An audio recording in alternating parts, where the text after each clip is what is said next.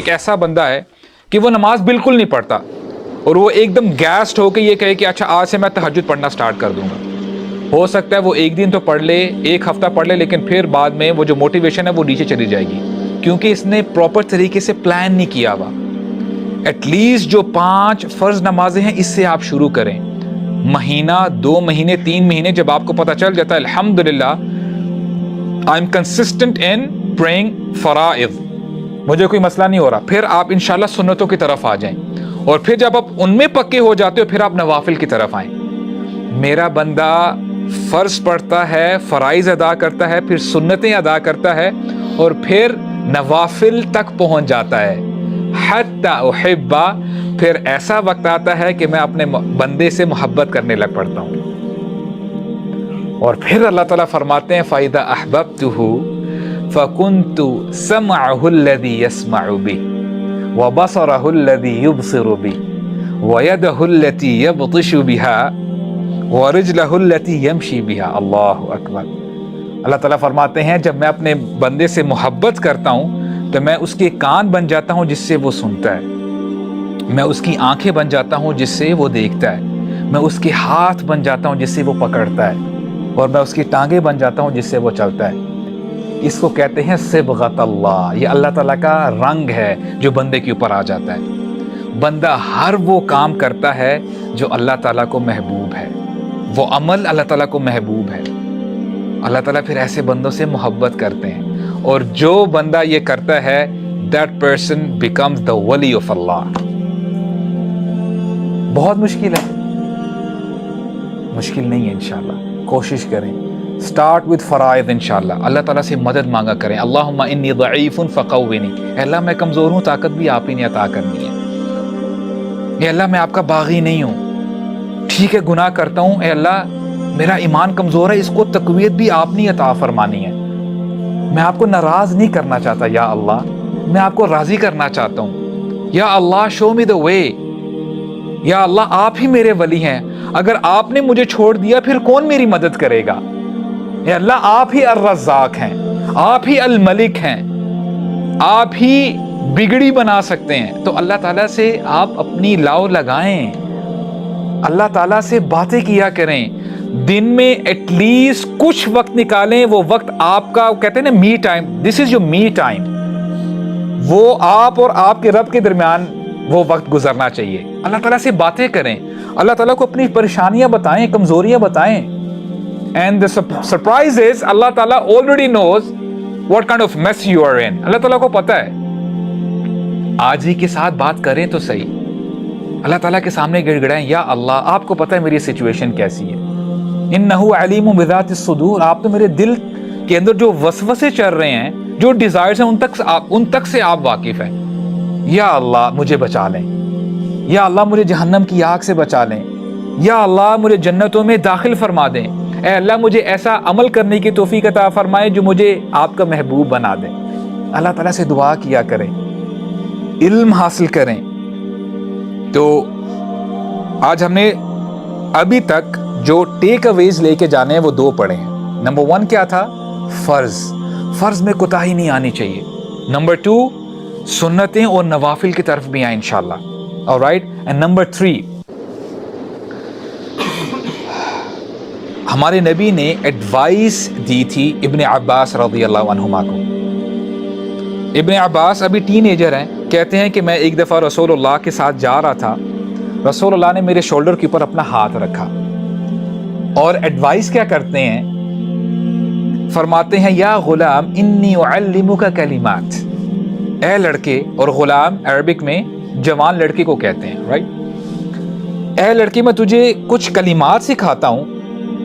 احفظ اللہ یحفظک, اللہ تعالیٰ کی حفاظت کر, اللہ تعالیٰ تیری حفاظت کریں گے. احفظ اللہ تجدہ تجاہک, اللہ تعالیٰ کی حفاظت کر تو اللہ تعالیٰ کو اپنے سامنے پائے گا. امیجن کریں کہ آپ کو پتہ چل جائے, یقین آ جائے کہ اللہ میرے ساتھ ہے. اللہ اکبر. کسی سے ڈر لگے گا, کسی کا خوف آئے گا دل میں, کسی کے سامنے ہاتھ پھیلائیں گے آپ. اللہ اکبر.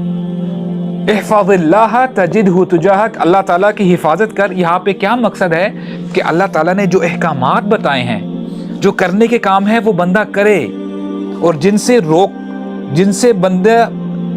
جن کاموں سے بندے کو رکنا چاہیے ان سے رک جائے, تو اللہ تعالیٰ کو اپنے سامنے پائے گا. اور پھر فرمایا لو ان الامہ اجتمعت علی ان ينفعوک بشیء لم ينفعوک بشیء الا قد كتب اللہ لک. اے لڑکے, اگر تمام دنیا والے, تمام انسان اکٹھے ہو جائیں, ایک سائٹ پہ آ جائیں اور تیری وہ مدد کرنا چاہیں, تجھے کچھ دینا چاہیں, تو وہ ہرگز تیری مدد نہیں کر سکیں گے سوائے اتنی ہی جتنی میں نے لکھ دی ہے تیری تقدیر میں. وَلَوْ اجْتَمَعُوا عَلَىٰ أَن يَضُرُّوكَ بِشَيْءٍ لَمْ يَضُرُّوكَ بِشَيْءٍ إِلَّا قَدْ كَتَبَ اللَّهُ عَلَيْكَ. اور اگر تمام دنیا والے تیرے اگینسٹ کھڑے ہو گئے, تجھے کوئی نقصان پہنچانا چاہتے ہیں, وہ ہرگز تجھے نقصان نہیں پہنچا سکیں گے صرف اتنا ہی جتنا میں نے تیری تقدیر میں لکھ دیا ہوا ہے. میننگ ہیو ٹرسٹ ان اللہ, اللہ تعالیٰ پہ بھروسہ رکھو. اور جب اللہ تعالیٰ پہ بندے کو بھروسہ ہوتا ہے then the person sees wonders. ابراہیم علیہ السلام ابھی جوان ہے, جب ان کو آگ میں پھینکا جا رہا تھا ان کو نہیں پتا تھا کہ یہ آگ ٹھنڈی ہو جائے گی, ان کو نہیں پتا تھا کہ ابھی اللہ تعالیٰ نے آگ کو حکم دے دیا قلنا یا نار کونی بردن و سلاما, کہ آگ میرے بندے ابراہیم کے لیے سلامتی والی بن جانا, ٹھنڈی بن جانا. ابراہیم علیہ السلام کو یقین تھا کہ میرا رب میرے ساتھ ہے, حسبنا اللہ و نعم الوکیل. آگ ابراہیم علیہ السلام کو نہیں جلا پائی. اسماعیل علیہ السلام کو نہیں پتا تھا کہ یہ چھری مجھے ذبح نہیں کر سکے گی. یہ ان کا ٹرسٹ تھا اللہ تعالیٰ پہ, ان کا توکل تھا. موسیٰ علیہ السلام, آگے سمندر ہے, پیچھے فرعون کی قوم ہے اور فرعون اپنے لشکر کے ساتھ آیا ہوا ہے. موسیٰ علیہ السلام کے ساتھ ہی کہہ اٹھے بنی اسرائیل, اے موسیٰ آپ نے تو ہمیں مروا دی ہے, اس سے بہتر تو ہم شہر کے اندر ہی تھے, ایٹ لیسٹ ہم زندہ تو تھے, یہاں پہ تو یہ ہمیں مار دے گا. تو موسیٰ علیہ السلام نے کیا کہا تھا, کلا, ہرگز نہیں, ان معی ربی سیہدین. اور یہی میسج رسول اللہ نے بھی امت کو دیا. محمد صلی اللہ علیہ وسلم ایک دفعہ جب غزوہ سے واپس آ رہے تھے تو نیپ لینے کا ٹائم تھا, دوپہر کو کیلولا کرتے تھے عرب, تو وہ درخت کے نیچے ابھی وہ نیپ لے رہے ہیں, تو انہوں نے اپنی تلوار لٹکائی ہوئی تھی درخت کے ساتھ. تو ایک وہاں سے مشرک آتا ہے اور دیکھتا ہے کہ محمد صلی اللہ علیہ وسلم یہاں پہ وہ سو رہے ہیں, تو موقع کا فائدہ اٹھایا جانا چاہیے. تلوار پکڑی, اور کئی نریشنز میں آتا ہے تلوار یہاں پہ لا کے اس نے رکھ دی, اور کہتا ہے کہ محمد آپ کو کون بچائے گا مجھ سے. اور جب ہم عرب سورڈز کی بات کرتے ہیں نا, جو تلوار عرب استعمال کیا کرتے تھے, وہ مشہور تھی کہ اگر کسی رومال کے اوپر پھینکا جائے تو وہ رومال کو 2 ٹکڑوں میں کر دیتی تھی تلوار, اتنی شارپ ہوتی تھی. اے محمد آپ کو کون بچائے گا مجھ سے. محمد صلی اللہ علیہ وسلم he did not panic کہ اب کیا ہوگا, میں تو گیا, معاذ اللہ, نہیں. انہوں نے کہا he was relaxed, مجھے اللہ بچائے گا. اور پھر معجزہ ہوا کہ اس کا ہاتھ فریز ہو جاتا ہے اور پھر تلوار نیچے گر جاتی ہے. پھر رسول اللہ صلی اللہ علیہ وسلم تلوار اس کے اوپر رکھتے ہیں, کہتے ہیں تجھے کون بچائے گا. تو جب توکل ہوتا ہے تو سبحان اللہ, اللہ تعالیٰ اپنے بندے کو اکیلا نہیں چھوڑتے. تو پوائنٹ نمبر 1 واز فرض پورے کریں انشاءاللہ. پوائنٹ نمبر 2 سنت اور نوافل کی طرف آئے. نمبر 3 ٹرسٹ اللہ, اللہ تعالیٰ پہ بھروسہ کریں, اللہ تعالیٰ پہ بھروسہ کریں. اللہ تعالیٰ ہمارے ولی ہیں, ایمان والوں کے پروٹیکٹرز ہیں.